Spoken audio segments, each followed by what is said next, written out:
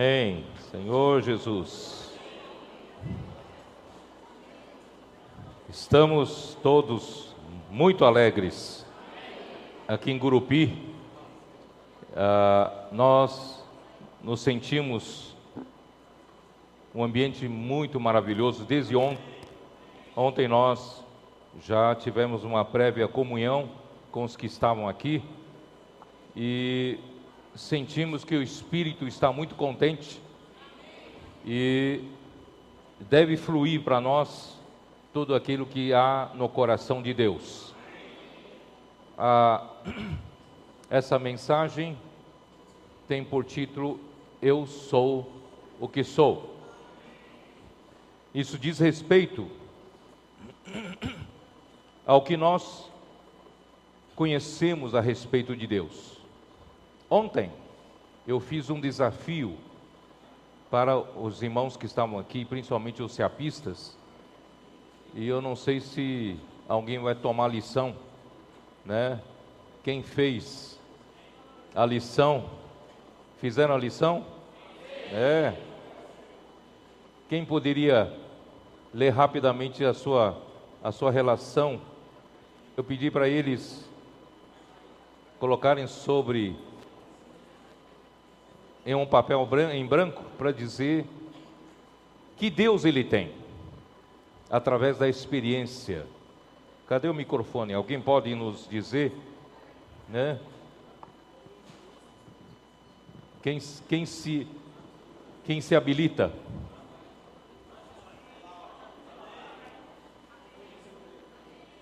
Pode vir para cá. Aqui, ó. Só pode subir aqui, ó. Sobe aqui. Não, você também, ó. Quem levantou aqui? Quem que levantou aqui? Pode falar para os irmãos que Deus você tem através da sua experiência.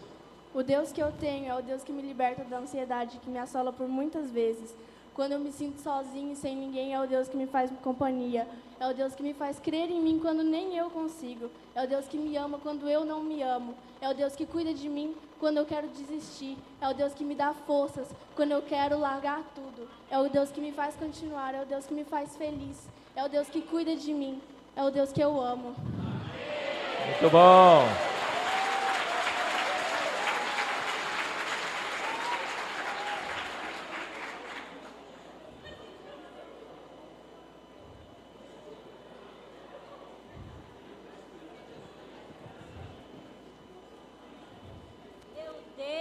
É o provedor que traz todas as coisas à existência.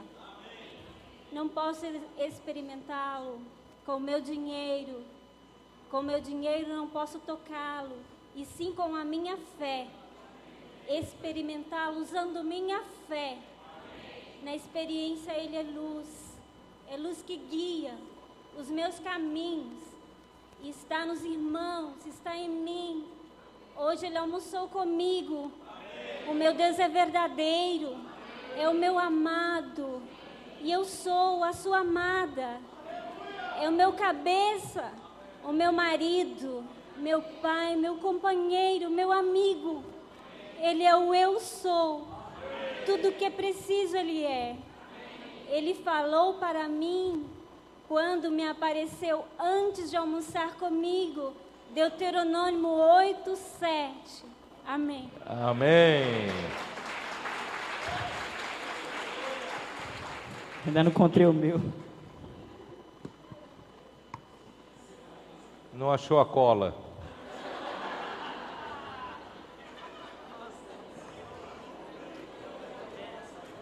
Vai ser o jeito de falar. Vai falar de cor. Oh, Vamos lá. Senhor Jesus. O Deus que apareceu para mim, irmãos, foi um Deus de amor. E esse amor ele expressou por meio da vida da igreja.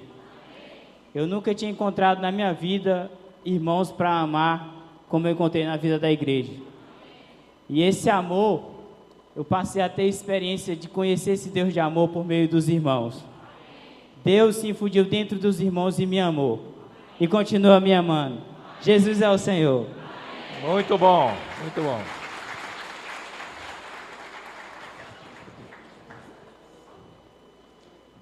É isso aí. Antigamente, o homem não tinha tantas fontes de conhecimento de Deus. Abraão, eu disse ontem, talvez quando Deus, o Deus da glória, o chamou lá na Mesopotâmia, em Ur dos Caldeus, conforme o relato de Estevão, registrado em Atos capítulo 7, ele conhecesse apenas esse Deus como o Deus único e verdadeiro, Criador do universo.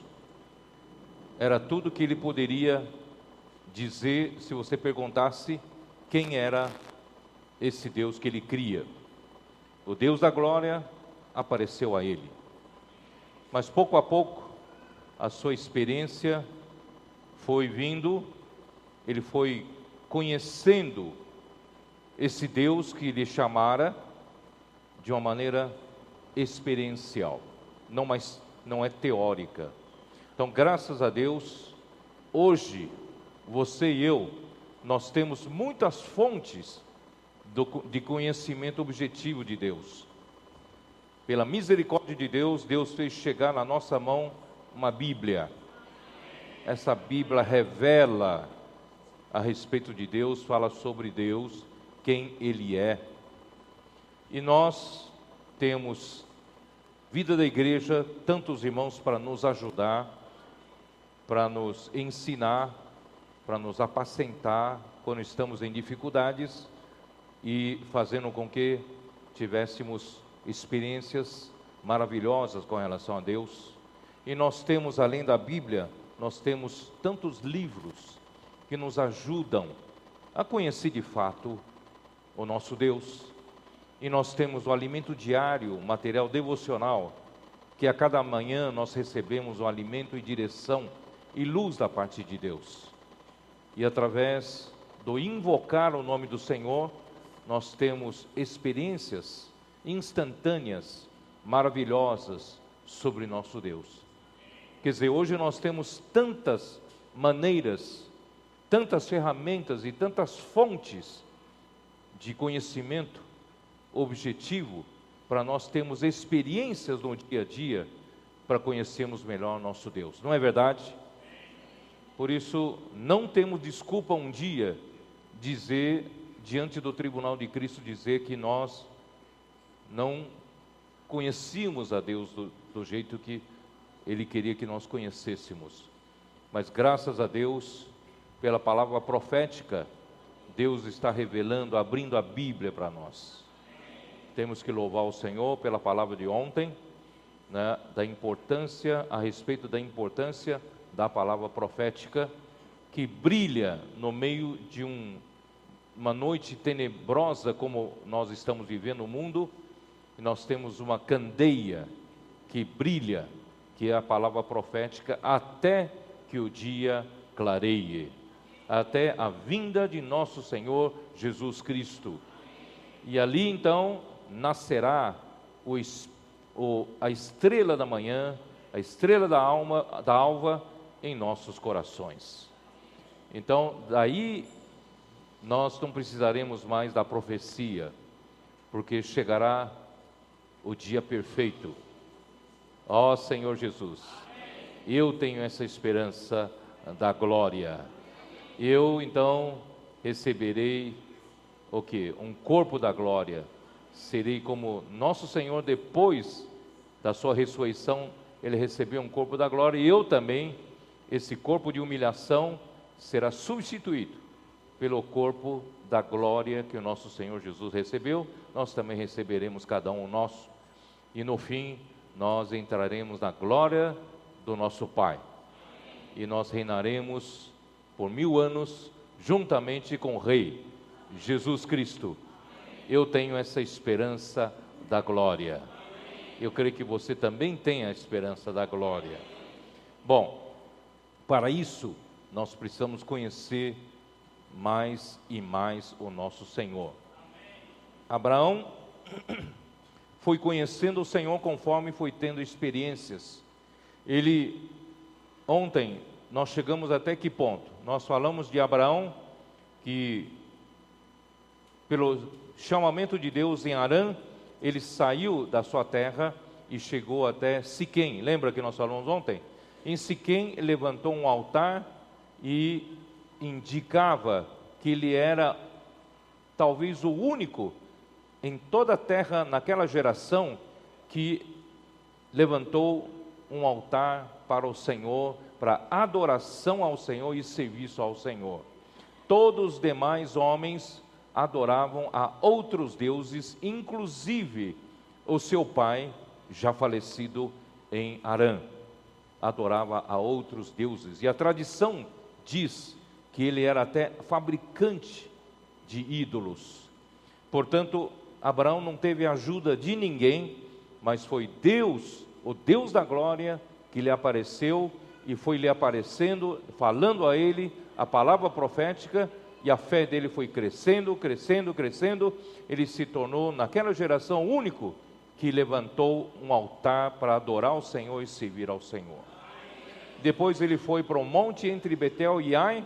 Ali ele levantou, ele estabeleceu suas tendas, mas ele levantou outro altar novamente, e ali ele invocou o nome do Senhor.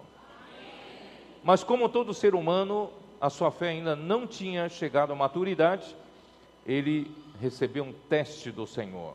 O Senhor, ele vem nos testar, porque nós precisamos crescer, nós precisamos amadurecer. A nossa fé ainda é muito pequena, ainda temos muito do nosso homem natural, no nosso velho homem. Então Deus permitiu que viesse fome naquela situação, naquela terra. Ele então teve que descer ao Egito, que tipifica o mundo de hoje, o mundo do sustento, o mundo da sobrevivência, o mundo que escraviza todo homem por causa do sustento, da sobrevivência, do entretenimento, né, e da segurança de tudo que o homem precisa, o homem sem Deus precisa. E ali ele foi quase envergonhado. Deus não permitiu que Faraó tomasse a mulher dele, mas ele voltou, saiu do Egito muitíssimo rico. Deus o abençoou, lhe fez prosperar, e ali saiu do Egito, foi morar, né, novamente ali na região do sul, ali do Canaã, e o Senhor, né, ali já com muito gado, muitos rebanhos, e juntamente com Ló, seu sobrinho, já não cabia a prosperidade dos bens dos dois. Teve então que separar-se. Ontem eu disse, chegamos até esse ponto, certo? E ali, vocês sabem que o Ló, ele, em lugar de dizer para o seu tio que tudo que ele tinha de bênção era por causa do seu tio Abraão, ele deveria dizer para o seu tio: tio, eu não quero ter o meu próprio rebanho, o teu rebanho é meu, deixa que eu cuido para você, eu estou aqui para te servir. Aí tudo estaria bem, mas não, ele queria ter o seu próprio rebanho, queria ter seu próprio gado, seu grupo de servos, portanto não conseguiam mais habitar juntos. A Bíblia diz que eles não podiam habitar juntos. Essa palavra hebraica, habitar juntos, significa Yashar, Yahad, tá? Essa palavra Yashar, Yahad está em Salmo 133. Enquanto que Ló não podia habitar juntamente com Abraão, mas nós podemos habitar juntos. Porque Ló tinha um rebanho diferente de Abraão, tinha uma obra diferente de Abraão. Mas nós, irmão, não temos uma obra particular para nenhum de nós. A obra do Senhor é a nossa obra. Ninguém põe a igreja no seu bolso. Deus não permite. Ninguém põe a obra no seu próprio bolso. A obra é do Senhor. E se nós todos vivemos dessa forma, nós conseguiremos habitar juntos. Mas se a gente pensar que temos algum sucesso na igreja, nós temos alguma ascendência sobre os irmãos, achando que eu sou dono dos irmãos, eu sou dono da obra, irmãos, se temos duas obras, nós vamos ter problema, não vamos conseguir conviver. Mas graças a Deus, irmãos, o Senhor está vacinando a cada um de nós. Nós não temos ambição de ter uma obra própria nossa. A nossa obra é a obra de Deus. Mas Ló não pensava assim. Ló achava que ele tinha uma obra própria, tinha um patrimônio próprio, ele então teve que se afastar do seu tio Abraão. Afastando-se, qual foi o seu fim? Seu fim foi morar em Sodoma. Em Sodoma, na sua destruição, 2 anjos foram retirar a Ló, sua mulher e as 2 filhas de Sodoma. E a sua mulher não queria sair, olhou para trás, se tornou uma estátua de sal, e Ló viveu com suas 2 filhas numa caverna. Olha que fim triste, não é verdade? E no fim, houve uma relação incestuosa com as 2 filhas, tiveram então como descendência de Ló, Amon e Moabe. Mas nós não temos obras diferentes. Nosso coração tem que estar limpo. Vamos limpar o nosso coração? Ninguém toma o que é de Deus como nosso. Ninguém usurpa a glória de Deus e a obra de Deus. Tudo isso é de Deus. Não é meu, não é seu, é de Deus. Então a nossa obra é a obra do Senhor. E dessa forma, irmãos, quão bom e agradável é que os irmãos vivam em união. Esse viver em união é Yashab e Yahad. Quer dizer, mesma coisa, habitar juntos. Ló não conseguiu habitar junto com Abraão, mas nós conseguimos habitar juntos, porque nós não temos 2 obras, nós estamos todos em uma só família. E ali ordena o Senhor a sua bênção e a vida para sempre. Aleluia! E depois que Ló deixou Abraão, ontem ainda falei que Deus teve tanta misericórdia de Ló, com essa descendência desastrosa e vergonhosa de Ló com Amon e Moabe. Deus foi usar muitos anos depois uma mulher moabita chamada Ruth. Quem conhece a história da Ruth? Deus usou uma moabita que a sua cunhada Orfa, no fim, desistiu de seguir a Noemi, a sogra, e acabou ficando na terra dos moabitas. E ela disse para Noemi: para onde você for, irei eu. Onde você repousar, repousarei eu. O teu povo é o meu povo, o teu Deus é o meu Deus.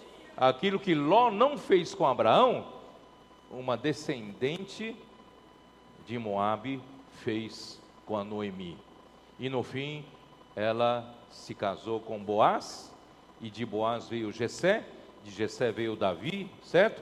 E se tornou uma ancestral do rei Davi.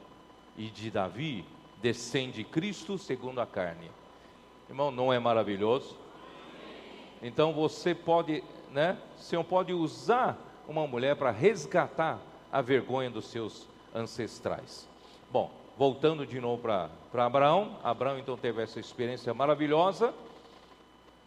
E só que nós corremos um pouquinho mais. E ali foi ver, Abraão disse para Deus: Deus, você tem me abençoado tanto, me abençoou, a mim e a minha descendência, mas será que o Senhor não se esqueceu de que o Senhor não me deu filho?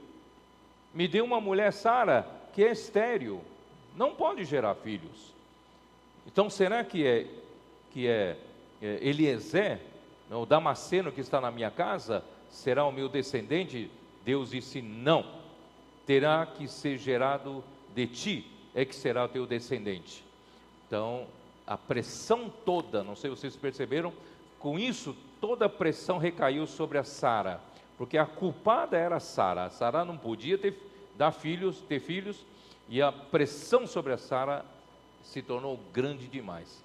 Então a Sara deu um jeito e fez uma sugestão a Abraão, e Abraão aceitou essa sugestão. Vocês sabem disso. De Agar nasceu o quê?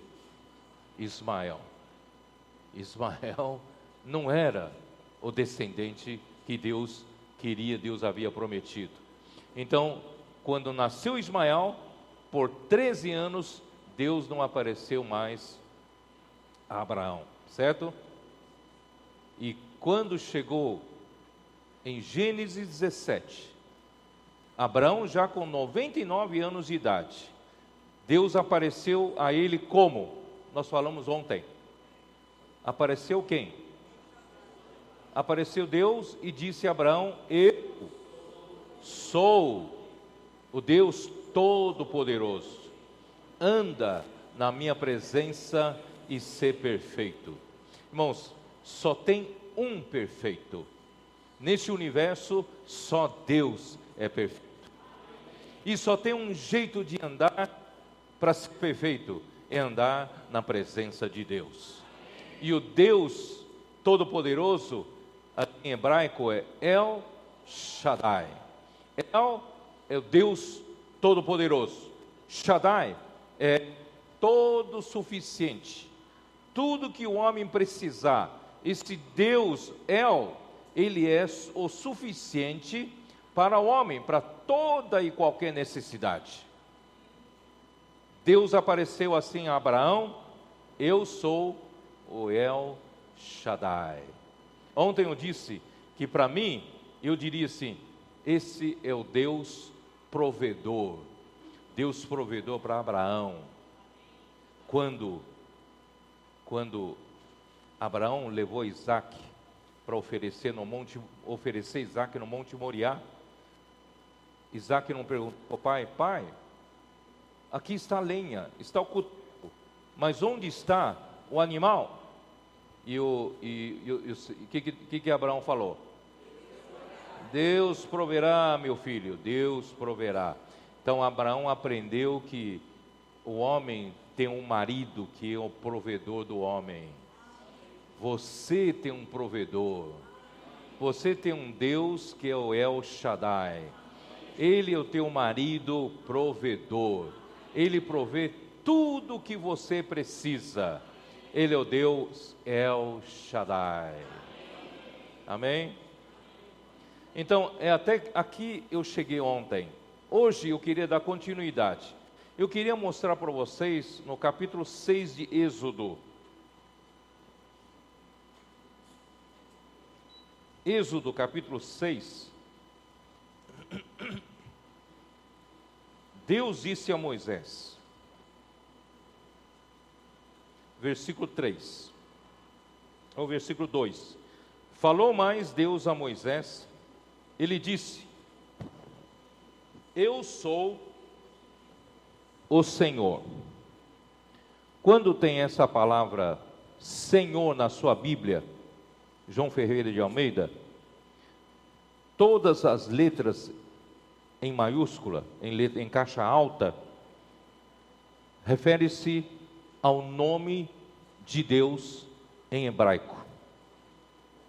Eu sou o Senhor, que alguns transliteraram para Jeová, tá? Mas Jeová talvez não seja a melhor transliteração, tá?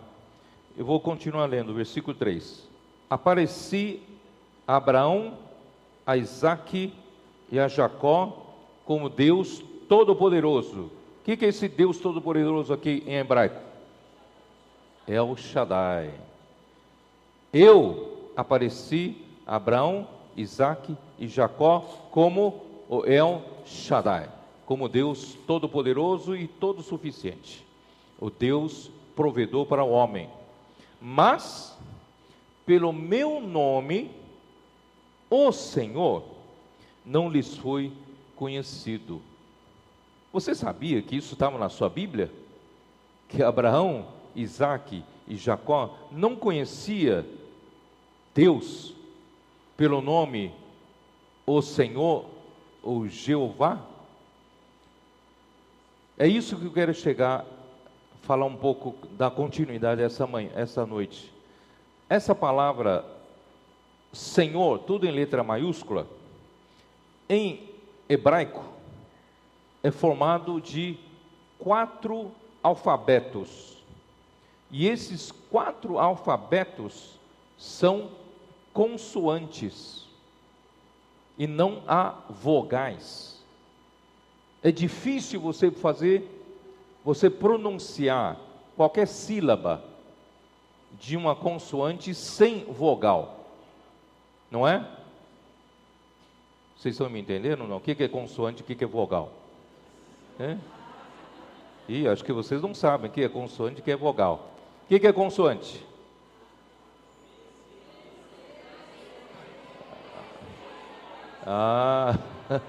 Tirando do alfabeto A, E, I, O, U, que são 5 vogais, todo o resto é consoante, não é?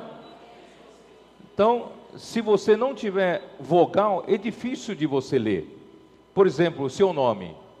Como é que é o seu nome? Tira as vogais do seu nome. Alguém consegue ler o seu nome, não? Como é que você chama? Hein? Ronaldo, como é que eu digo? Ronaldo seria R-N-L-D.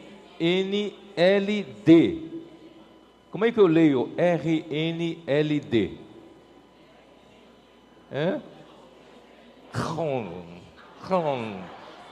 Parece um leão ali roando, né? Não dá para ler. E o nome do Senhor aqui é formado de 4 alfabetos hebraicos. A primeira letra, você sabe que a palavra hebraica, ela é escrita da direita para a esquerda, não é nossa que é escrita da esquerda para a direita. Então, primeiro alfabeto é Yud, Yud. O segundo alfabeto é Rei. Terceiro alfabeto é Vaf. E quarto alfabeto volta para ser Rei. É o mesmo alfabeto de segunda e quarta. Transliterado no nosso alfabeto é Y, H, W, H. Leia. É que o Y para nós tem um som de I, né? Ainda um pouco mais fácil. Mas I e o quê? É Y, H, W, H. Esse é o nome de Deus.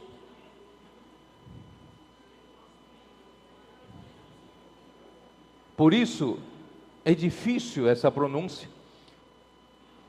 E até hoje, se você sabe que hoje ninguém sabe qual é a pronúncia correta disso. Você vai dizer, mas peraí, desde a antiguidade, né, desde o povo de Israel, aqui tinha o nome do Senhor, como é que se perdeu a pronúncia correta? Realmente se perdeu ao longo do tempo, porque os judeus, eles consideravam que o nome de Deus era tão santo, que se eles pronunciarem o nome de Deus, estariam tomando em vão o nome do Senhor, ali recaindo sobre um dos mandamentos, para não tomar o nome de Deus em vão. Por isso eles pararam de pronunciar esse nome, muitos anos atrás, muito tempo atrás. Por isso, irmãos, se perdeu a pronúncia, como se pronunciava naquele tempo, tá?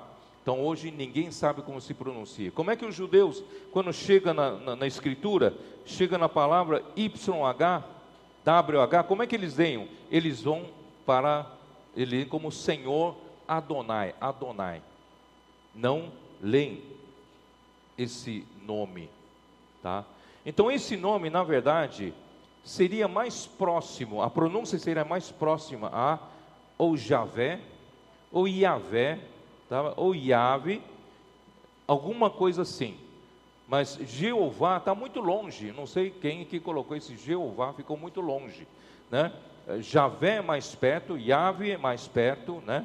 do que tal. Mas de qualquer forma, por que essa complicação de Deus, ele tem um nome só com 4 consoantes. Eu vou explicar para vocês. Alguma razão tem que ter, não tem que ter? Cada alfabeto em hebraico é um número, não sei se vocês sabem. Os hebreus não usam algarismo romano, 1, 2, 3, 4. Então, A, por exemplo, no alfabeto nosso, A é 1, B é 2, C é 3, D é 4. Então, se eles fizerem uma lição de matemática, 1 mais 1 igual a 2, é A mais A igual a B. Deu para entender, não? Então, usam cada alfabeto como um número. E, de fato, cada alfabeto tem um número. Então, quanto vale o Yud, que é Y, transliterado, Y? 10. Quanto vale o segundo alfabeto? Rei, H, é 5. Quanto vale o W, que é Vav? 6. E quanto volta ao rei, que é 5. Então, os 4 alfabetos do nome de Deus vale 10, 5, 6, 5. Guarde bem essa sequência. 10, 5, 6, 5. Você sabe onde aparece isso? Aparece no seu DNA. Na molécula do DNA do homem, existe, o DNA é formado por uma dupla hélice. Vocês já viram esse desenho, não? Formado por uma dupla hélice. E nessa dupla hélice estão todas as informações genéticas que você herdou do seu pai e da sua mãe. Claro, de seu pai e sua mãe, dos ancestrais. Mas você herdou através deles, todas as informações genéticas estão nessa dupla hélice. E essa dupla hélice tem pontes que interligam uma hélice da outra, tá? Tem uma ponte. Vocês estão entendendo o que eu estou falando? Isso aqui é a dupla hélice, tá? Isso aqui no espaço faz assim, tá? Mas vamos simplificar. Então, aqui está a dupla hélice, tem uma ponte aqui, tá? Uma ponte que liga essas duas hélices. E a próxima ponte, aqui tem uma segunda ponte. Entre a primeira ponte e a segunda ponte, contém 10 informações genéticas. Aí aparece a segunda ponte. De segunda ponte para a terceira ponte, aqui contém 5 informações genéticas. Uma terceira ponte. Depois tem 6 informações genéticas, tem a quarta ponte. Depois vem mais 5 informações genéticas, tem a quinta ponte. E depois volta para ser a sequência, né, essa sequência, 10, 5, 6, 5. Então, o nosso DNA humano, nós temos a assinatura de Deus na nossa molécula.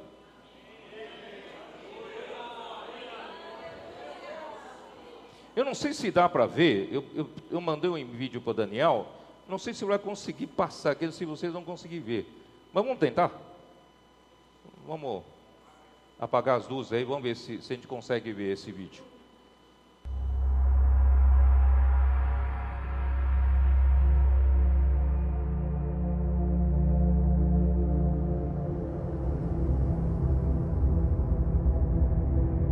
Todos os seres humanos vivos possuem um DNA específico. Ele é um conjunto de moléculas responsáveis por codificar as informações individuais de cada organismo que existe na Terra.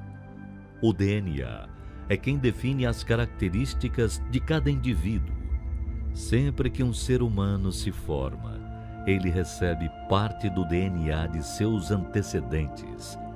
No caso dos seres humanos, o DNA vem dos pais e define, por exemplo, a cor dos olhos, o tipo de cabelo, o biotipo, a cor da pele.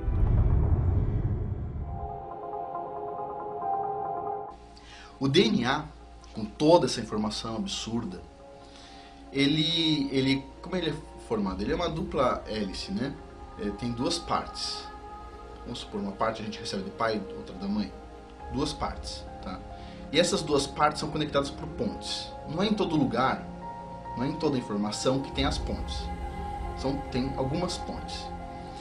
Essas pontes seguem um padrão de espaço, que é o seguinte. São 10 unidades de informação, então é uma ponte. Depois vem 5 unidades com a ponte, depois 6 e depois 5. Esse padrão se repete várias vezes. 10, 5, 6, 5. Então eu quero que vocês gravem na cabeça. 10, 5, 6, 5. Um estudo mais aprofundado do Antigo Testamento sobre o olhar da ciência moderna traz uma revelação de grande significado sobre a origem da humanidade.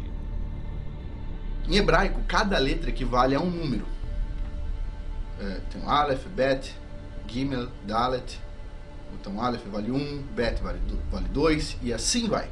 Vamos supor que fosse o nosso alfabeto. É como se a letra A valesse 1, a letra B valesse 2, a C 3, o D 4.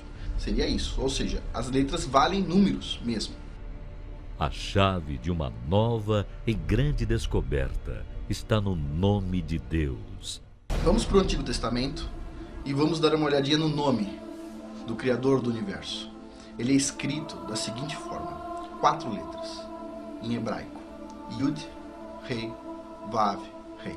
Se a gente usar o nome do Criador do Universo, Yud, Rei, Vav, Rei, adivinha quanto que vale o Yud? 10, Rei, 5, Vav, 6, Rei, 5, Yud, Rei, Vav, Rei.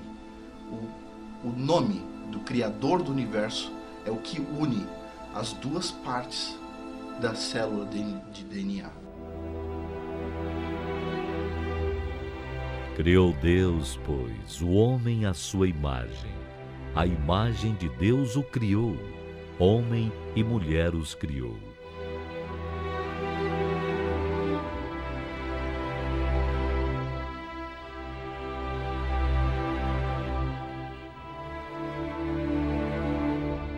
Uma revelação que confirma aquilo que os que creem na Bíblia já sabiam desde os tempos mais remotos.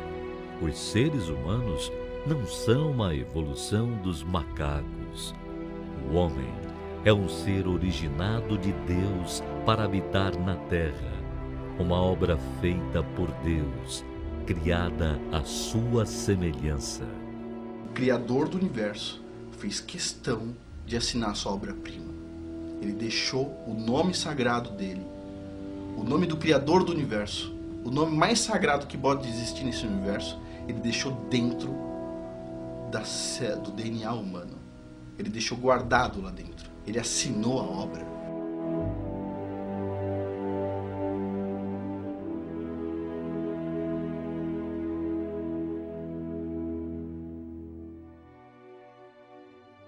Deus é a palavra-chave que forma o DNA humano.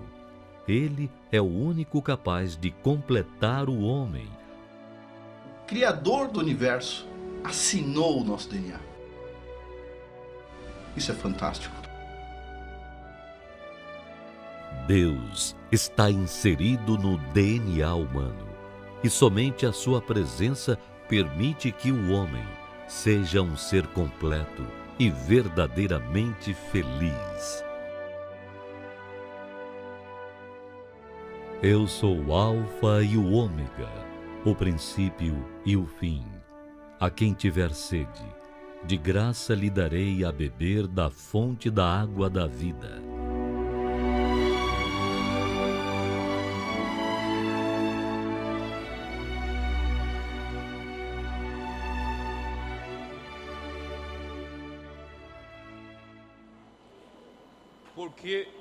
Por que 4 consoantes? Porque esses 4 consoantes contêm esses números maravilhosos que é a assinatura de Deus até na nossa vida biológica. O Senhor nos criou de uma maneira muito especial para a sua vontade ser feita através do homem. Por isso, irmãos, homem, apesar de todos os seus fracassos, de tudo que ele fez de errado nos nossos antepassados, nas civilizações antigas, Deus não desistiu de nós. E hoje nós somos prova viva disso. Nós estamos aqui nessa conferência porque o Senhor ainda acredita, Ele ainda acredita que irá o quê? Alcançar o seu objetivo através de você, através de mim. Por isso, irmãos, o Senhor é maravilhoso. Por isso nós precisamos conhecê-lo cada vez mais. Essa tarefa que eu passei para os jovens ontem, passaria para todos vocês, o quanto você realmente conhece a respeito desse Deus. Nos tempos antigos, eles não tinham muita informação sobre Deus. As poucas aparições que Deus fazia ao homem, somente quem receber a sua aparição tinha um pouco de informação dele. Mas a grande parte dos homens não tinham informação de Deus. Mas hoje você é privilegiado. Você hoje tem a Bíblia na mão. Você hoje tem tantas informações. E você tem tantas testemunhas. Você tem uma nuvem de testemunhas de pessoas que tiveram experiências, conheceram esse Deus verdadeiro. Por isso, né, essa conferência, essa primeira mensagem, eu quero mostrar para vocês, nós precisamos conhecer mais a Deus. Abraão, pela sua experiência, eu disse ontem para os irmãos, em Romanos 4, se você perguntasse para Abraão, Abraão, que Deus você conheceu? Ele iria dizer, em Romanos 4, versículo 17, ele iria dizer assim, porque o versículo 17 de Romanos 4 diz assim, como está escrito, por Pai de muitas nações te constituí, perante aquele no qual creu. Ele creu em quem? Ele não só creu no Deus único e verdadeiro, o Criador do universo, mas agora ele conheceu mais um pouco sobre Deus. Ele conheceu o Deus que vivifica os mortos e chama à existência as coisas que não existem. Ele conheceu o El Shaddai. Ele conheceu o Deus que pode prover tudo que o homem precisa, ainda que pareça ser impossível para o homem.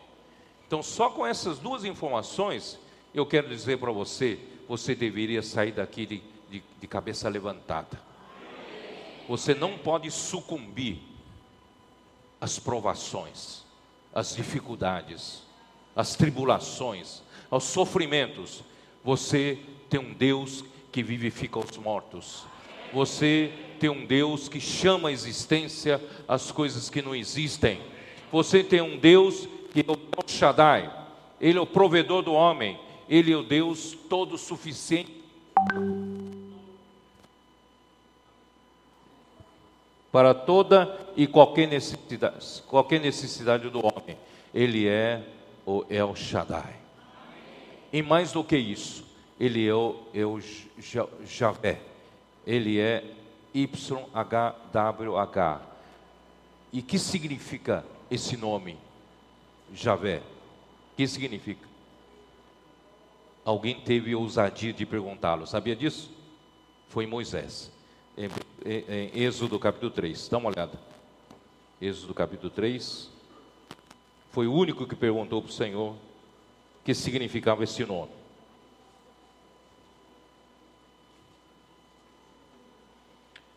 Moisés, capítulo 3 de Êxodo, apacentava o rebanho de Jetro, seu sogro, sacerdote de Midian, levando o rebanho para o lado ocidental do deserto, chegou ao monte de Deus, a Horebe. O monte Horebe é o mesmo monte com o nome Sinai, Monte Sinai. Fica na península de Sinai, ainda no Egito. E, de repente, ele viu um sinal. Ele viu uma sarça que ardia, um fogo ardia sobre a sarça, mas não queimava a sarça. Ele queria chegar mais perto para ver, aí Deus apareceu a ele, versículo 4. É isso? Vendo o Senhor que ele se voltava para ver, Deus no meio da sarça o chamou e disse: Moisés, Moisés. Ele respondeu: eis-me aqui. Pela primeira vez, Moisés, o quê? Tem a experiência de Deus falar com ele, de Deus falar com ele. Moisés, Moisés. Ele respondeu: eis-me aqui. Deus continuou: não te chegues para cá, tira as sandálias dos pés, porque o lugar em que estás é terra santa. E disse mais: irmãos, você precisa dar valor para tudo que o Senhor falar para você. Não é tão fácil o homem ouvir falar do Senhor, mas você pode ouvir quase que todos os dias. Você ouve todos os dias se você ficar com o ouvido atento. Ele diz assim: eu sou o Deus de teu pai, o Deus de Abraão, o Deus de Isaque e o Deus de Jacó. Moisés escondeu o rosto, porque temeu olhar para Deus. Disse ainda o Senhor: certamente vi a aflição do meu povo, que está no Egito, e ouvi o seu clamor por causa dos seus exatores. Conheço-lhe o sofrimento. Por isso desci, a fim de livrá-lo da mão dos egípcios, e para fazê-lo subir daquela terra, a uma terra boa e ampla, terra que mana leite e mel. O lugar do cananeu, do Eteu, do Amorreu, do Ferezeu, do Eveu e do Jebuseu, pois o clamor dos filhos de Israel chegou até mim, e também veio a opressão com que os egípcios os estão oprimindo. Vem agora, e eu te enviarei a Faraó, para que tires o meu povo, os filhos de Israel, do Egito. Então disse Moisés a Deus: quem sou eu? Ó Senhor, quem sou eu para ir a Faraó e tirar do Egito os filhos de Israel? Quem sou eu? Irmãos, tudo que o homem não é, Deus pode ser. Quando você fala: mas quem sou eu para fazer isso? Quem sou eu para me livrar dos problemas que eu estou enfrentando? É impossível. Quem sou eu para isso? Quem sou eu para aquilo? Deus vai responder para você essa noite. Então disse Moisés a Deus, versículo 12, Deus respondeu: eu serei contigo, esse será o sinal de que eu te enviei. Depois de haveres tirado o povo do Egito, servireis a Deus neste monte, Monte Sinai. Disse Moisés a Deus: eis que quando eu vier aos filhos de Israel, e lhes disser: o Deus de vossos pais me enviou a vós outros, e eles me perguntarem: qual é o seu nome? Que lhes direi? Já pensou? Moisés vai até o povo e diz: ó, Deus me enviou para tirar vocês do Egito. Eles perguntaram: mas quem é esse Deus que mandou você aqui? Qual é o seu nome? Isso mostra, irmãos, o homem não conhecia Deus e tinha pouca informação sobre Deus. Aí o versículo 14, disse Deus a Moisés: eu sou o que sou. O YHWH significa eu sou o que sou. O eu sou está no seu DNA. O eu sou está em todo lugar. O eu sou, ele é o eu sou no presente, ele era no ontem e ele será amanhã. Então, ao longo do tempo, ele é o eu sou. Desde a eternidade passada até a eternidade futura, ele é o eu sou. Ele não precisou ser criado, ele é incriado, ele é o autoexistente, ele existe de eternidade para a eternidade, não é? Isso na linha do tempo. Agora, na linha do espaço, ele também é o eu sou. Sabia disso ou não? Não? Você sabe que quando todas as coisas terminarem, a morte será o último inimigo a ser derrotado. Então, Cristo finalmente receberá o reino, reinará, né? Depois de reinar 1000 anos, no final haverá uma última rebelião, então será posto Satanás, e no fim, o último inimigo é a morte, será lançado no lago de fogo. Não haverá mais nada negativo nesse mundo, nesse universo. Então Deus, Cristo, Ele entregará o reino a Deus Pai. E Deus Pai, Ele mesmo também se sujeitará a Deus Pai, para que Deus seja tudo em todos. Vocês ouviram essa frase, não? Deus, na verdade, Ele quer ser, quando terminar todas as coisas negativas, só sobraram coisas positivas, Deus é simplesmente tudo em todos.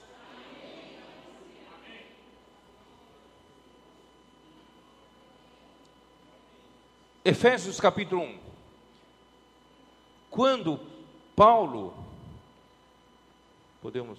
deixa eu só terminar de ler, versículo 14 diz: disse Deus a Moisés, eu sou o que sou. Disse mais, assim dirás aos filhos de Israel, eu sou, me enviou a vós outros. Ele é o eu sou. Irmãos, Moisés disse, mas quem sou eu para dizer para Faraó, para tirar o povo de Deus do Egito? Quem sou eu? Então, Deus disse, eu sou, está te enviando, eu sou. O sinal da sarça, do fogo que é a sarça, e não pegava fogo, a sarça não se consumia. Isso quer dizer o que, irmãos? Deus quer usar Moisés para tirar o povo do Egito, mas Deus não vai usar a capacidade do Egito, de Moisés. Ele não vai usar a sarça como combustível, porque Deus, Ele é todo poderoso e todo suficiente. Ele não precisa da ajuda do homem, no sentido da força natural do homem. Deus quer usar o homem, o quê? Como um canal, como instrumento, como a sarça. Ele não vai fazer consumir a sarça, mas Ele quer usar você. Mas Ele não precisa da sua ajuda, não. Como Abraão ajudou ao Senhor e gerou Ismael. Deus, Ele é o eu sou. Ele é todo poderoso. Ele é o El Shaddai. Então, irmãos, por isso que Paulo fala em Coríntios, que nós temos um vaso de barro, como é que é? Temos um tesouro em vaso de barro, para que o quê? A excelência do poder seja de Deus e não de nós. Nós somos apenas, irmãos, um vaso de barro, para Deus fazer a sua obra. Mas quando o vaso se achar alguma coisa, se orgulhar, se gabar, querer tomar obra de Deus para si, irmãos, esse vaso está acabado. Por isso, irmãos, vamos conservar com essa humildade, conhecer a maneira que Deus atua, do primeiro dia da nossa vida cristã, até o último dia da nossa vida cristã. Nunca se orgulhe em seu coração, achando que agora você já tem muita experiência na igreja, você já tem muita autoridade na igreja, você pode fazer o que você quer. Não, ainda é Deus fazendo a sua própria obra, pela sua misericórdia, por meio de você. Mas Ele pode não usar você se você não for adequado. Seus irmãos entenderam? Então, quando eu acho que eu não sou, eu não tenho capacidade, então Deus vem dizer, mas eu sou. Deixa que eu sou, use você para fazer. Irmãos, essa é a nossa vida cristã. Você vai dizer, mas eu não tenho capacidade para pregar evangelho. Mas Deus vai dizer, eu sou. Eu não tenho capacidade para vencer essa dificuldade que eu estou passando.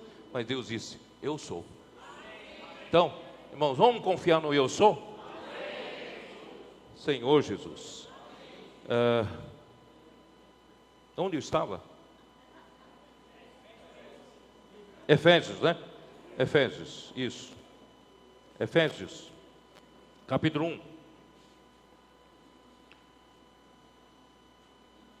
Desde o versículo 17, eu não vou ler tudo, que Deus então pela morte e ressurreição, Deus exaltou a Cristo nas regiões, na sua destra e nas regiões celestiais. E acima de todo principado, poder, domínio e nome de que se possa referir, não é isso? No presente século, mas também no vindouro, e pôs, versículo 22, e pôs todas as coisas debaixo dos pés, e para ser o cabeça sobre todas as coisas, o deu à igreja. Quer dizer, Deus, quando ressuscitou a Cristo e o exaltou acima de todo o principado e poder, irmãos, nessa hora Deus deu esse Cristo exaltado para a igreja, nós, como cabeça. Isto é, irmãos, quando nós temos a cabeça que está acima de todo o principado e potestade, os principados e potestades também estão abaixo de nós. Aí, o qual é o seu corpo, a igreja, a qual é o seu corpo? A plenitude daquele que a tudo enche em todas as coisas. Esse é um versículo misterioso, como Cristo a tudo enche, irmãos, porque Ele é o eu sou. Todas as coisas positivas desse universo, irmãos, Cristo é o eu sou. Mas isso não é o panteísmo que alguns pregavam. Panteísmo é dizer, essa mesa é Deus, esse papel é Deus. Não é isso, não se refere a panteísmo, mas se refere, irmãos, que Deus realmente está presente neste universo, em todas as coisas positivas desse universo. Por isso, Jonas tentou fugir de Deus. Para onde fugirei eu? Não é isso? Se eu for aonde? Lá para o abismo, lá estará Ele. Se eu subir na Himalaia, lá estará Ele, porque Ele é o eu sou. Ele é o eu sou não só ao longo do tempo, mas também no espaço. Ele enche, Ele é aquele que a tudo enche em todas as coisas. Esse é o nosso Deus. Se eu conhecia como o eu sou desse jeito, acho que não conhecia, né? Então, irmãos, é por isso que ele no Antigo Testamento, ele estava lidando com o povo de Israel, era um povo totalmente ignorante, não tinha experiência de Deus. Quando Deus queria lhes dar experiência debaixo do Monte Sinai, vocês devem ter lido a Bíblia, e Deus tentou falar com Moisés na frente do povo, e aquele monte fumegava, tinha trovões, relâmpagos, e a voz de Deus metia medo no povo. Vocês viram isso na Bíblia? Não? Porque Deus queria fazer de propósito que ele falasse com Moisés e que todo o povo ouvisse o falar de Deus. Mas o que o povo disse? Não, Moisés, isso nos mete medo, nós estamos com muito medo desse falar, relâmpago, raios, né, e trovões, tal, e fogo, e fumaça. Que Deus fale com você, deixa de ir tranquilo. A gente fica tranquilo aqui, Deus fale com você e depois você vem e transmite para nós. Em lugar do povo dizer, não, nós queremos ouvir a falar do Senhor. Aí Deus, a partir de então, só falava em particular com Moisés, e Moisés falava para o povo. Vocês perceberam isso, não? E não era para ser assim. Era para todo o povo ouvir o falar de Deus. Então o povo não conhecia Deus mesmo. Só quem ouve o falar de Deus tem experiência subjetiva de Deus. E você hoje nessa conferência, você está tendo a oportunidade de ouvir o falar de Deus. No meio de tantas frases, espero que algumas frases sejam falar de Deus especificamente a você. Porque Deus pode falar a você. Alguns irmãos, algumas irmãs já me falaram, mas Pedro, hoje à noite você falou, parece que você falou de mim. Falou da minha situação. Alguém contou para você o que está acontecendo comigo? Falei, eu não, ninguém contou para mim. Deus sabia, né? Então é o falar de Deus a você. Deus quer falar com você. Então quanto mais o falar de Deus vem a você, mais você passa a conhecer a Deus. Então foi dessa forma, irmãos, e Deus então mandou os 10 mandamentos. Já que o povo não quer ouvir-me, tá bom, então vou mandar por escrito, nas 2 tábuas, os 10 mandamentos. Bom, houve uma história toda, mas não vou contar, não tenho tempo. Como são os 10 mandamentos? Dá uma olhada em Êxodo 20. Êxodo 20. Porque Deus deu os 10 mandamentos. O que vocês acham? Acabei de explicar agora. Porque Deus deu os 10 mandamentos. Por que será? Hã? Quem falou? Quem falou? Fala, pode falar. Para o povo conhecê-lo.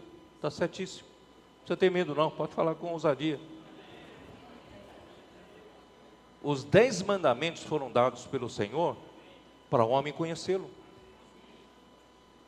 Porque afinal de contas, quem é esse Deus que te enviou, Moisés? Quem é Ele? A gente não tem contato nenhum com Ele, a gente não sabe quem é, não é assim? O povo não sabia, naquele tempo ninguém tinha noção nenhuma sobre esse Deus. Será que Ele é um Deus de guerra? Gosta de matança? Gosta de sangue? Ou será que Ele é um Deus brincalhão? Conta piadas, sempre brincando com o homem? Ou será que Ele é um Deus de lascívia, de impureza? Ou será que Ele é um Deus severo, bravo? Como será nosso Deus? Cruel? Deus então precisava mandar os 10 mandamentos. Então os 10 mandamentos referem-se, tem um papel de fazer o homem conhecer quem ele era. Tá bem? Então vamos ler os 10 mandamentos agora para você tentar descobrir, como você consegue descobrir através da leitura dos 10 mandamentos, quem ele é. Depois eu vou fazer outro desafio para vocês, tá, jovens? Hoje à noite vocês vão dizer, dos 10 mandamentos, como você consegue extrair que tipo de Deus ele é. Tá bom? É uma outra tarefa, tá bom? Ó, capítulo 10, versículo 1, capítulo 20, perdão, Êxodo 20, versículo 1 diz assim: então falou Deus todas estas palavras. Versículo 2. Ó, aqui estão os versículos sequenciais. Alguns estudiosos da Bíblia, eles podem classificar qual é o mandamento 1, 2, 3, 4, diferentemente. Cada um classifica de uma maneira, mas eu classifico dessa maneira, tá? Mandamento 1 seria, versículo 2: eu sou o Senhor. Esse Senhor aqui é o Javé, é o YHWH. Eu, o Senhor, eu sou o Senhor teu Deus, que te tirei da terra do Egito, da casa da servidão. Só esse primeiro mandamento já tem muita história para contar. Tem ou não tem? Eu sou Deus, eu sou o Senhor teu Deus, que te tirei da terra do Egito, da casa da servidão. Todas aquelas realizações poderosas lá no Egito são para mostrar que Deus ele era. Deus queria tirar o povo do Egito. As 10 pragas, a última praga, a morte aos primogênitos, não tem muito significado espiritual? Tem ou não tem? Alguém morreu para você sair do Egito. O primogênito de Israel foi salvo. Foram salvos os primogênitos, porque um cordeiro morreu no lugar deles. Cristo morreu em seu lugar, para que você pudesse ser salvo do Egito. Não é? E mesmo na hora de sair do Egito, já saindo, Faraó já mandou o exército perseguir. Se forem alcançados, estariam todos mortos. Eles não eram exército, não tinham armas, seriam todos mortos. Mas eles clamaram ao Senhor, e o Senhor mandou Moisés estender a vara para o Mar Vermelho, e o mar milagrosamente se abriu em dois. E o povo atravessou o mar a pé enxuto até o outro lado. E quando o exército de Faraó entrou no leito do rio, do mar, as águas se fecharam. Isso simboliza o quê? Simboliza o seu batismo. Você morreu com Cristo. Quando você morreu com Cristo, Cristo carregou na cruz todas as coisas negativas que te perseguiam, como o exército de Faraó, o mundo, todas as suas tentações, te arrastar de volta para Deus. Você, o quê? Ficaram no leito do mar, e você saiu em novidade de vida do outro lado. Esse é o Deus que tirou do Egito. Por amor a você, Ele fez todos esses sinais e milagres. Você conheceu mais um pouquinho o Senhor, não? Eu sou o Senhor teu Deus, que te tirou do Egito, da terra do Egito, não é isso? Da casa da servidão. Segundo mandamento, isso já é a minha classificação. Não terás outros deuses diante de mim. Continuando, não farás para ti imagem de escultura, nem semelhança alguma do que há em cima dos céus, nem embaixo na terra, nem nas águas debaixo da terra. Continuando, não as adorarás, nem lhes dará culto, porque eu sou o Senhor Javé, teu Deus, Deus zeloso. Você passa a conhecer Deus, Deus zeloso, que visito a iniquidade dos pais nos filhos até a terceira e quarta geração daqueles que me aborrecem. Aqueles que me aborrecem, eu vou visitar a sua iniquidade até a terceira e quarta geração. Esse Deus que aborrece da iniquidade, Deus que aborrece do mal, é ou não é? Você passa a conhecer que o nosso Deus é um Deus justo, é um Deus santo, é ou não é? E depois, mas faço misericórdia. Ele é um Deus de amor, Ele é um Deus de misericórdia. Faço misericórdia a quem? Até 1000 gerações. Para aqueles que me aborrecem, terceira e quarta geração. Mas para aqueles que me amam, até 1000 gerações. Daqueles, né? Daqueles, onde está? Daqueles que me amam e guardam os meus mandamentos. Não adianta dizer de boca que ama o Senhor, precisa guardar os seus mandamentos. Vocês estão conhecendo mais o Senhor ou não? Pelos 10 mandamentos? Tá?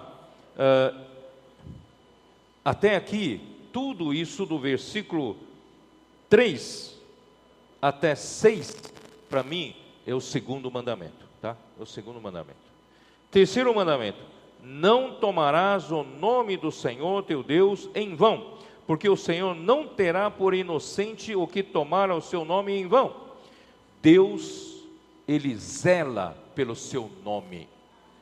YHWH, seu nome, Javé, ou eu sou o que sou. Irmãos, esse nome é santo. Esse nome não pode ser tomado em vão. Porque naquele tempo eles se juravam muito em nome de Deus, e falavam qualquer coisa em nome de Deus, irmão. Ninguém pode tomar o nome do Senhor em vão. Alguns nos acusam que quando invocamos o Senhor, estamos invocando o nome do Senhor em vão. A não ser que você realmente esteja invocando sem nenhuma realidade. Mas se você realmente invoca com o coração compungido, com o coração que busca o Senhor, contrito, o Senhor está ouvindo o seu invocar. Não é tomar o nome do Senhor em vão. Irmãos, entendem?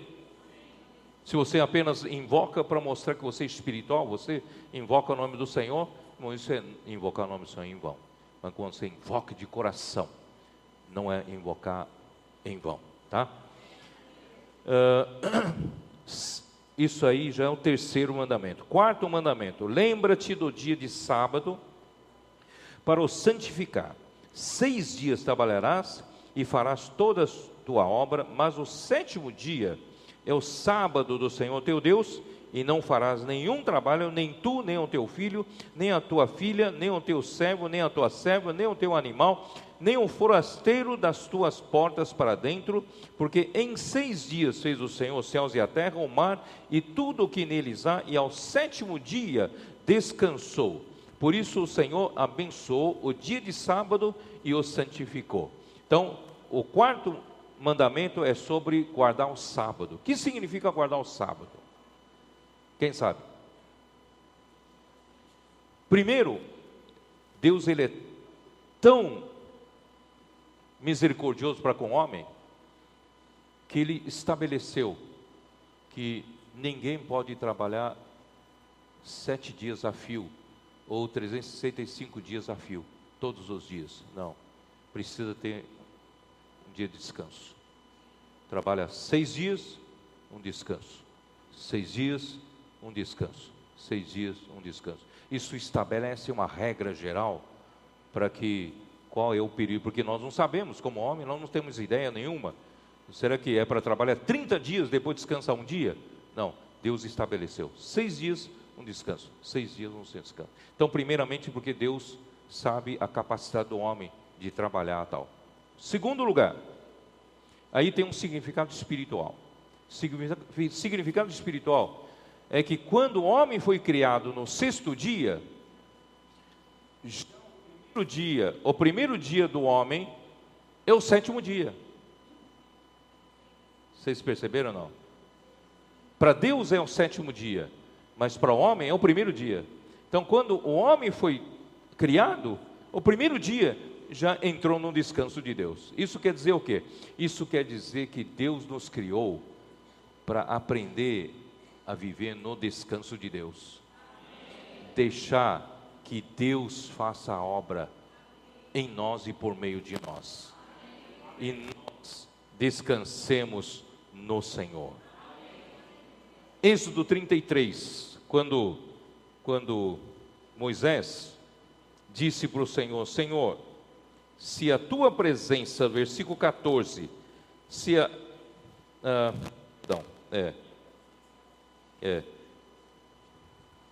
versículo 13, agora pois, se achei,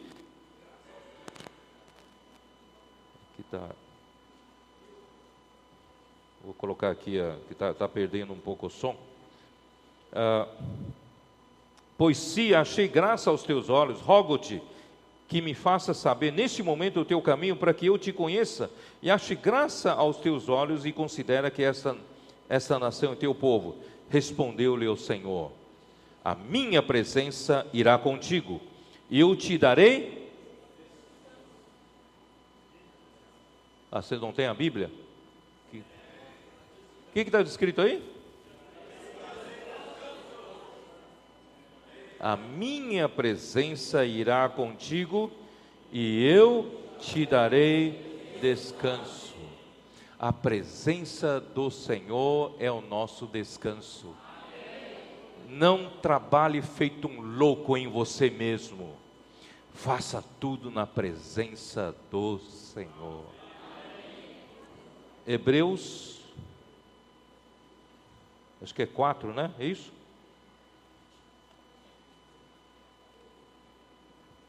Hebreus 4, versículo 10. Vou ler desde o versículo 9. Portanto, resta um repouso para o povo de Deus. Sabia que tem um repouso para você, para mim? Porque aquele que entrou no descanso de Deus, também ele mesmo descansou de suas obras, como Deus das suas. Isso quer dizer o quê? Deus criou o homem para o homem aprender a entrar no descanso de Deus. Se o homem conseguir entrar no descanso de Deus, irmãos, ele descansa das suas próprias obras. Aí não é meu esforço, não é minha força natural que eu vou tentar fazer as coisas. Se eu fizer as coisas para Deus, eu vou gerar só o quê? Ismael, vou gerar Amaleque. Mas não, eu vou trabalhar no descanso de Deus, vou trabalhar na presença de Deus, e Deus me fará entrar no descanso. Os irmãos entenderam? Esse quarto mandamento é aprender a descansar no Senhor. E o quinto mandamento qual é? Fica fácil de guardar, é honrar os pais. É o quinto mandamento. Ainda está na primeira tábua, porque ainda se refere à fonte Deus. Honra teu pai e a tua mãe, para que se prolonguem os teus dias na terra, que o Senhor teu Deus te dá. Irmãos, não tem um mandamento com promessa, como Jesus disse, né, em Mateus, que como esse mandamento. Bom, não importa você dizer, mas meu pai me maltratou durante toda a minha infância, eu fugi de casa, não quero nem mais vê-lo pela frente. Mas, irmãos, eu quero dizer, aquele que honra teu pai e a tua mãe, a sua mãe, não importa como foi tratado, você estará honrando o próprio Senhor, sabia disso? E você nunca vai se arrepender se você é um filho que honra os pais. Seus pais sempre, um pai normal, uma mãe normal, sempre cuidam dos seus filhos, zelam, fazem o melhor para os seus filhos. E muitas vezes não é reconhecido, não é isso? Pelos filhos. Mas, irmãos, nós precisamos aprender a honrar os pais. Mesmo aquele que você acha que não merece, você precisa honrar, porque os pais são a sua fonte. E se você traçar a origem dos seus pais, os pais dos seus pais, e dos pais dos seus pais, você vai chegar a Deus ter criado Adão. Então a origem de tudo, irmãos, ainda é Deus. Se você honrar seus pais, você estará honrando o próprio Deus que criou o homem. Então, irmãos, Deus é um mandamento com promessa. Ouça o que eu estou dizendo. Não importa que circunstância, que situação, honre teus pais. Você vai ser beneficiado. Agora, últimos 5 mandamentos se refere ao relacionamento humano. Aí você mostra como Deus se preocupa com homens se relacionando com homem. Versículo 13, é o 6º mandamento. Não matarás. Não matarás. Deus não quer que o homem nenhum prejudique o outro homem. Isso mostra o amor de Deus, a consideração. Deus sabe que nós temos dificuldade. Depois da queda do homem, nós temos muita dificuldade de relacionamento, de convivência. Não matarás. 6º mandamento. 7º mandamento. Não adulterarás. Alguns dizem, mas adulterar, é porque eu amo ela, ou eu amo ele. Irmãos, isso não é amor, isso é prejuízo, pecado que você causa, não é isso? Isso aí você acaba estragando a vida toda de uma pessoa. Por isso, irmãos, principalmente nós que servimos ao Senhor, vocês com jovens, aprendendo a servir ao Senhor, irmãos, nunca caia nesse pecado de adultério, de fornicação, né? Porque um dia Satanás ele vai fazer de tudo para nos prejudicar. E não há prejuízo maior para um homem quando cair num pecado como esse. Aí praticamente destruído o seu futuro para com o Senhor. Então nós precisamos cuidar muito disso. Não adulterarás. Isso não é amor, não. Não adulterarás. Não furtarás. Não roubar do outro. Não tomar coisa dos outros como seu, né? Isso é muito comum, a gente precisa tomar muito cuidado, né, para não furtar. Não dizer falso testemunho contra o teu próximo, quer dizer, não prejudique o outro dando uma meia-verdade, um falso testemunho.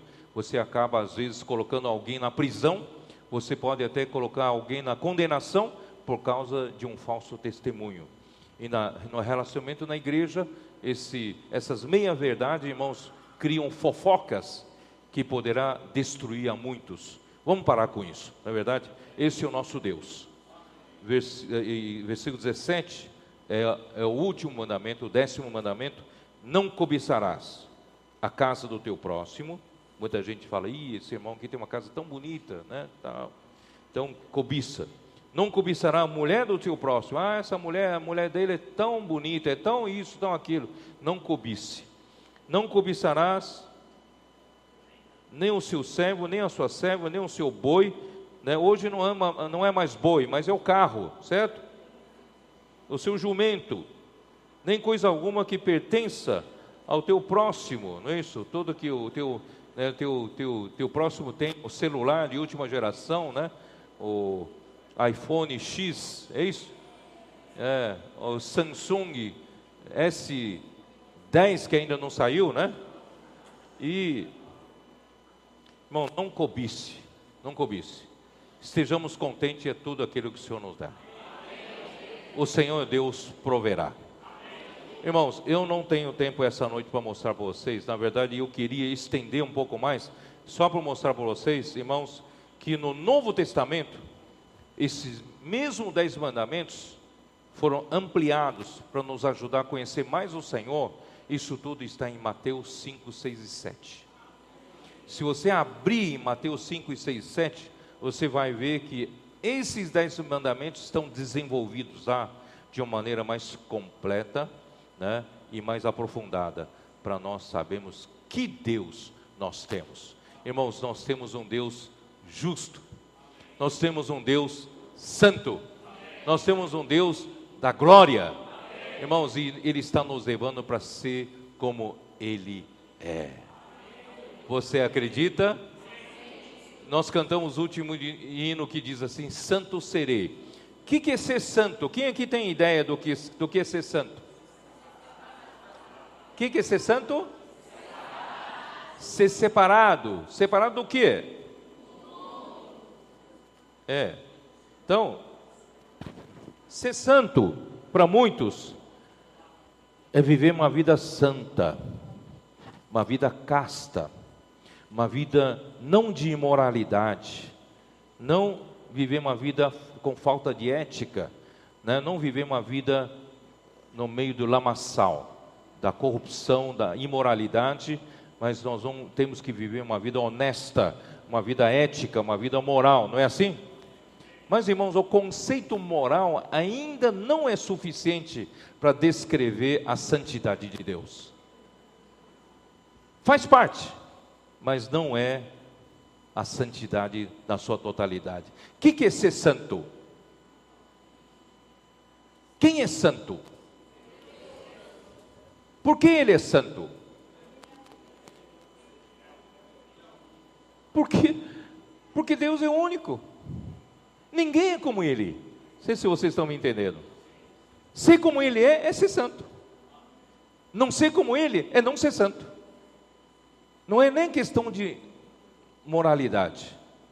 Então, a única maneira, irmão, de eu ser santo, não é apenas deixar de cometer pecados, deixar de amar o mundo, mas, irmão, a única maneira de eu ser santo é eu participar cada vez mais da sua vida e natureza. É ou não é verdade? Não é eu deixar de fazer certas coisas, mas eu preciso cada vez mais desse Deus santo enchendo o meu interior. Somente quem tem Deus tem a santidade. Quem não tem Deus, irmãos, é meramente moralidade. Nós precisamos do Deus que tem uma vida santa, que tem uma natureza santa. Quanto mais eu tenho Deus dentro de mim, na minha alma, a minha alma é salva, a minha alma é santificada. Santificada com o quê? Com mais porção de Deus em mim, porque só Deus é santo. Só Deus é desse jeito que eu mostrei para vocês dos 10 mandamentos. Não há outro Deus igual a Ele, e nenhum homem igual a Ele. Só Deus é santo. Então, santo serei significa mais da vida de Deus, mais da santidade de Deus, mais da natureza santa de Deus. Eu preciso ter, é o crescimento de vida. Amém, irmãos? Satisfeito com essa noite? Então vou parar por aqui, né?